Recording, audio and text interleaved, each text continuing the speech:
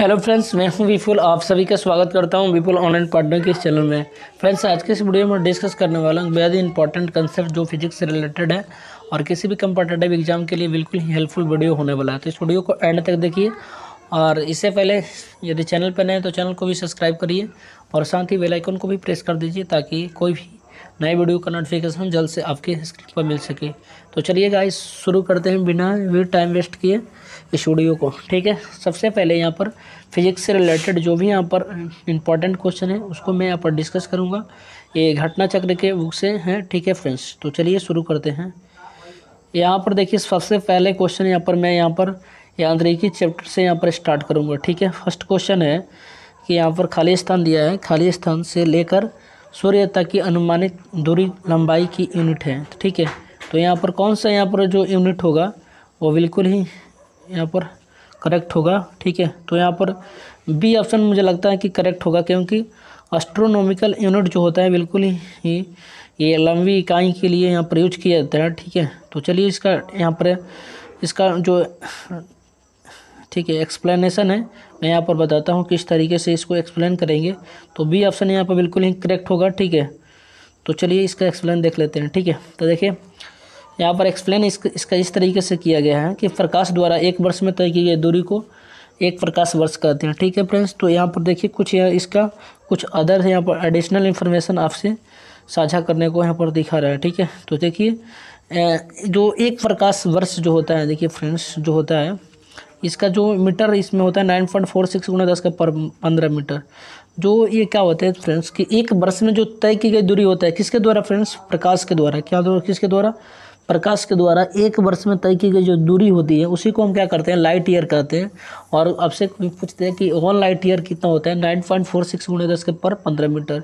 Friends, ये जो प्रकाश वर्ष होता है ये लंबी दूरी का यूनिट होता है। ठीक है, और सबसे लंबी दूरी का यूनिट जो पूछेगा आपसे तो पार्सेक बताना। ठीक है, यहाँ पर नहीं दिया है, पार्सेक 3.26 प्रकाश वर्ष होता है उसमें।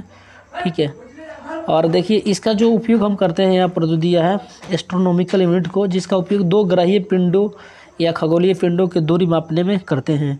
तो इसका मतलब ये हुआ कि खगोलीय पिंड यानी कि यहाँ पर देखिए खगोलीय पिंड क्या यहाँ पर दिया है? सूर्य से अनुमानित दूरी, यानी कि जो लंबी इकाई होती है, यानी कि आप समझ जाइए कि पृथ्वी से लेकर सूर्य का जो यहाँ से डिस्टेंस होता है इसको हम यहाँ पर खगोलीय इकाई में व्यक्त करते हैं। ठीक है, तो सूर्य से पृथ्वी तक की दूरी कितनी है फ्रेंड्स बता देता हूँ, 149.6 मिलियन किलोमीटर। ये एस्ट्रोनॉमिकल यूनिट से यहाँ पर लंबाई का भी मात्रक है।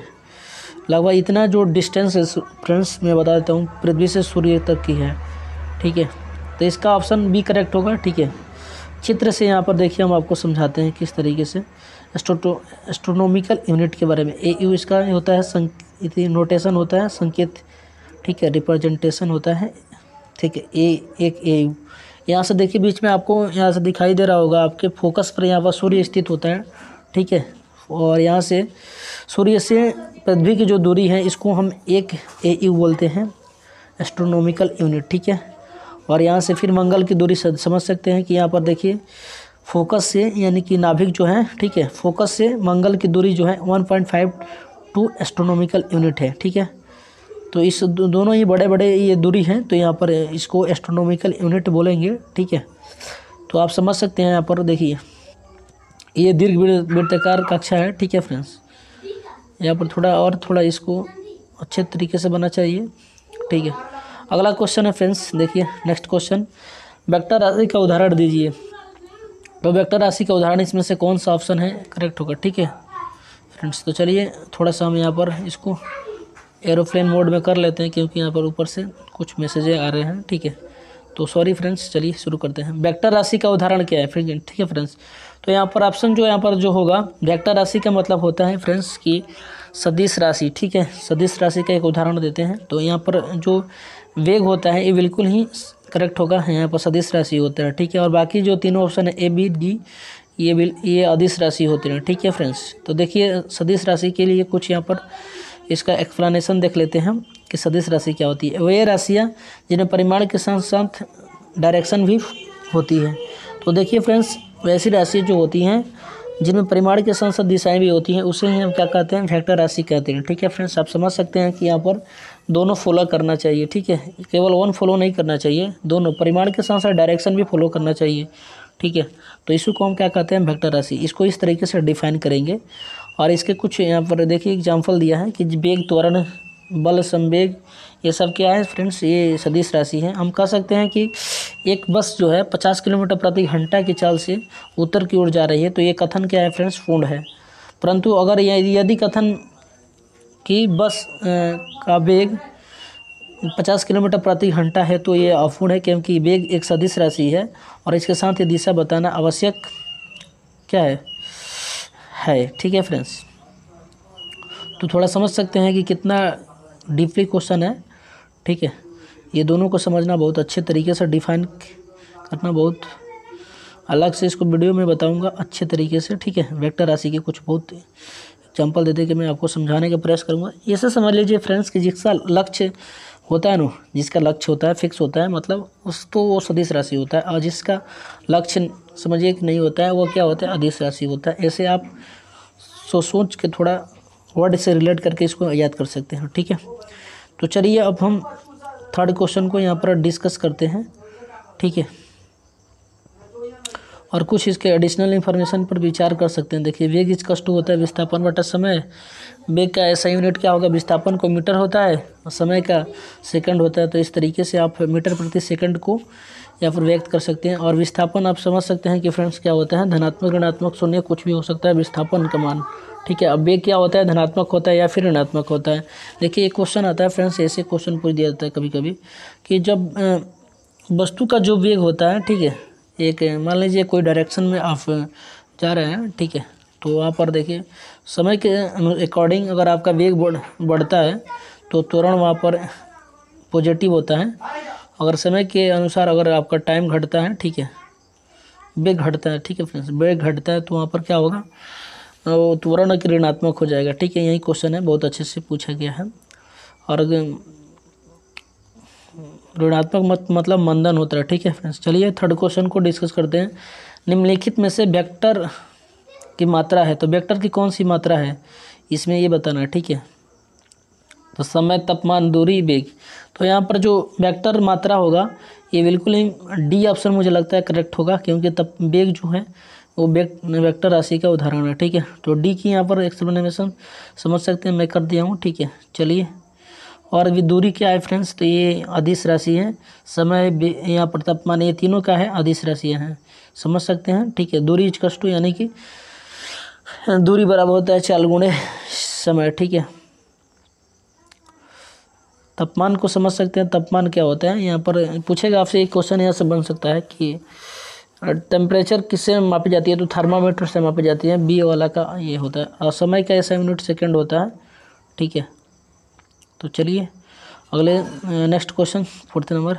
फ्रेम के संदर्भ में जो समय का फंक्शन है, एक वस्तु की स्थिति में परिवर्तन की दर क्या है, उसे क्या कहा जाता है। तो यहाँ पर देखिए, मुझे लगता है यहाँ पर जो फ्रेम के साथ यहाँ पर हो रहा है, तो ये इसे हम लगता है कि यहाँ पर सी करेक्ट होगा, वेग। ठीक है, तो बी यहाँ पर करेक्ट होगा। ठीक है फ्रेंड्स, तो देखिए एक वस्तु की स्थिति में परिवर्तन की दर जो होती है वो वेग होती है।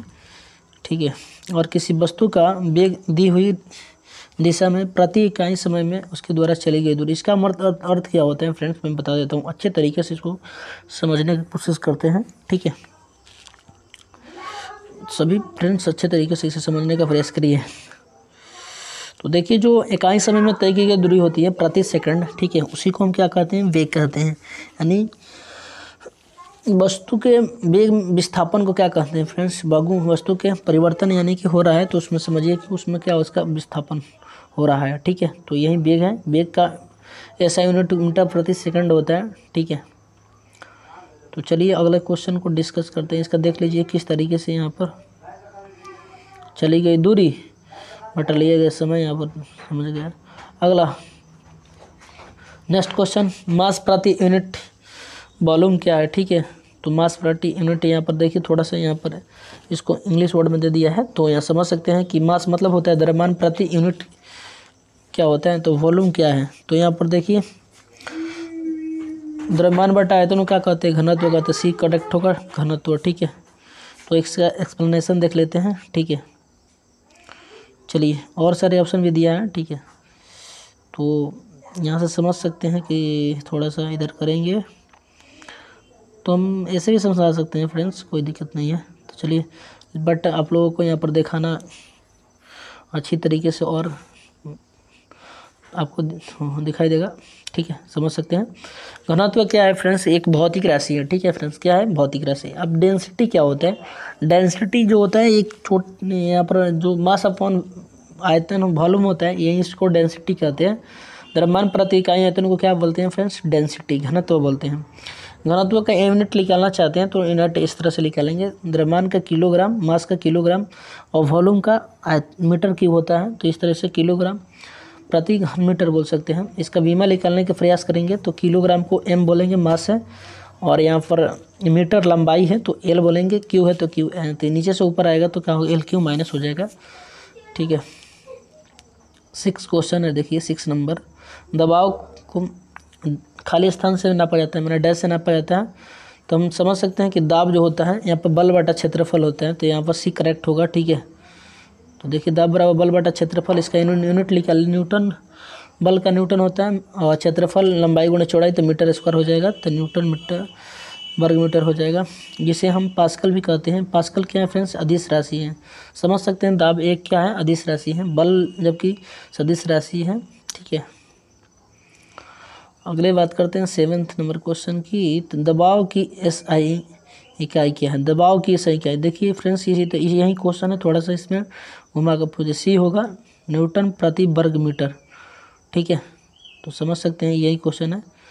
तो यहाँ पर 8 नंबर क्वेश्चन में पूछ रहा है कि सबसे विषम कौन, देखिए गति, संवेग, विस्थापन वेग। तो यहाँ पर गति जो होगा बिल्कुल अलग होगा, क्योंकि C, B और D ये सभी क्या है, ये सदिश राशियाँ हैं, ठीक है, जबकि गति क्या है, अदिश राशि है, ठीक है।